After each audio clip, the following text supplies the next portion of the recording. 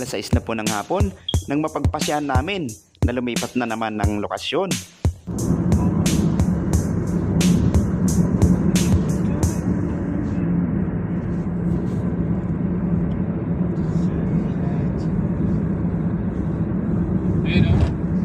Yan ang upuan, no? Nasa tabing dagat. Okay.